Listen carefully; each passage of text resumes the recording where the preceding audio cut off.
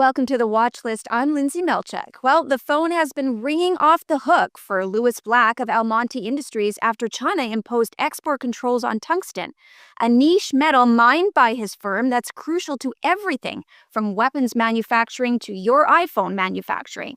Joining me to run through everything that this evolving situation is throwing at him is Mr. Louis Black himself. Hello, Louis. Great to have you back again. Hi, Lindsay. Good morning. So this is our third conversation in just a few weeks, and a lot has happened at Almonty. And even more significant, what's recently and most significantly happening with the global landscape shift considerably. So, your recent offtake agreement for molybdenum with a SpaceX supplier took the market by surprise. And it's been noted that starting 2026, the company has plans to produce around 5,600 tons per year at a minimum hard floor price of $19 US per pound. So that will generate you, 234 million US in annual revenue. And even before any of that, tungsten production at Almonty's Sangdong project is in fact set to begin this year. So expand on this specific outlook. Well, just to point out with the moly, the hard floor is there if the price drops below $19 a pound, and currently it's actually quite a bit higher. So we will capture the upside. But if China, decides to release too much material and the price comes down, we at least have that coverage. I think one of the things we're seeing here is the sort of geopolitical tension spilling over into far more critical metals. When I say more critical metals, it's no disrespect to other strategic metals. It's just about availability. So lithium, graphite, rare earths really aren't very rare, that they are available in many jurisdictions. They may not have been developed, but they are there. Tungsten, on the other hand, is very, it's a declining resource. And to give you an idea, the US imports approximately 10,000 tons a year of tungsten. They're, roundabout. Yeah. Of a total production of 83,000 of the world's outputs. So you can see that it's tungsten has never really been brought into this political conversation because it is so sensitive to have that discussion. There is no other alternative for the West. And I think the most pressing issue is not what China has just done, but what in fact they're proposing to do at the Congress, the CCP Congress in March, which is to remove an environmental law that's going to allow Chinese companies to buy and consume tungsten scrap. That means that not only do they compete for concentrate with the Western consumers, but now they'll also compete for scrap with the Western consumers. And that's an even bigger problem for our customers.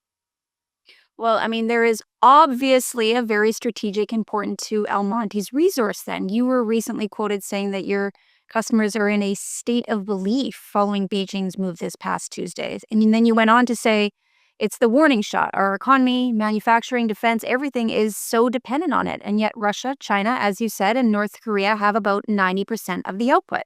So for the audience members have yet to see any of our other conversations, give us a sense of how critical even further, Almonty's resources are to your customers. Well, I think that we are, as they always say, better to be lucky than smart. So we seem to be turning the taps on in Korea right in the middle of all of this.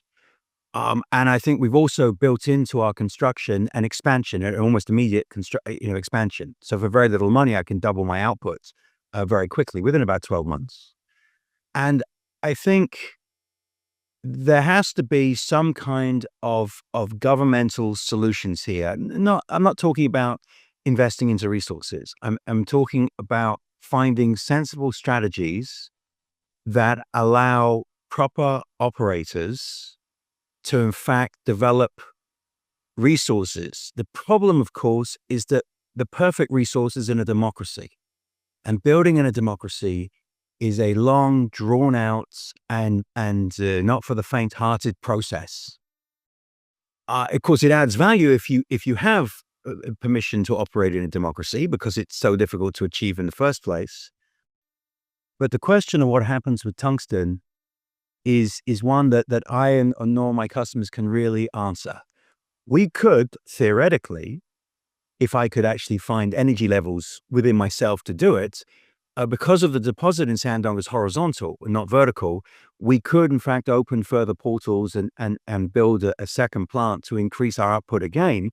And we're already permitted for that. So we don't have to, there's no additional regulatory hoops that we have to pass through. But I think we're waiting for greater direction from the various governments that are already involved with our Korean project and see where they feel we should really sort of take this. I mean, that right there, that says a lot. I sat down with one analyst just last week, Peter Theo Hassler from Sveen Capital, who recently raised his price target for Almonty from 321 to 520, even before the news of China's tungsten sanctions. So I can see now that investors are definitely needing to reassess Almonty's valuation because of that. What's your takeaway on this? Well, I think, valuation is you got to look at our sector is not the greatest, if I'm honest. Um, but I think also the junior mining space, for every good story, there's 100 that, not so great. And it's difficult sometimes for investors to really see the good from the bad, especially as you're evolving. I've made a very deliberate decision not to spend every day publishing pictures of a new post that goes into the site. Because firstly, I think it's important that you build respectfully. Remember, we are a guest in someone's country. We are working in a strategic metal. We have very good and cordial relations with all branches of government. We respect the fact that Korea is a voracious consumer of tungsten as well, so we have to adhere to that. And, how can I say? NGOs just live for mine pictures to go up to start making, noise. And I think the guidance in Korea and in any democracy, someone in Korea, actually a politician in Korea, told me something which I'll always remember. Building a mine in a democracy, you have to be like a submarine. And I think that's actually a really good way of looking at it. But for a junior, it's completely, the opposite way of you would normally do something. So we are now emerging from the shadows, not just because of geopolitics, but because we're about to turn the tap on. And so now is the time to say, okay, we're good to go. The fact that we've had the best, tier one project finance lender in the world back the project, and the Austrian government, German government, the Korean government, that's often not enough. Now we are built, almost built. We are, doing self-commissioning. So I think now is the time to share the story. And the fact that what's going on with China is just, I suppose when Andrew Forrest took on all that iron ore and Fortescue, who knew it was going to evolve as it did? So as I said, sometimes just being in the right place at the right time is in the resource sector especially, is not a bad thing. Yeah, I mean, Beijing's eagerness in recent years to impose trade restrictions on critical minerals has forced companies in the United States and, of course, its allies to seek alternatives to Chinese output. So companies like, let's talk about this, like Nvidia, like Apple, even defense contractors are heavily relying on tungsten, and they're getting a really hard reality check on just how vital a partnership with Almonty is.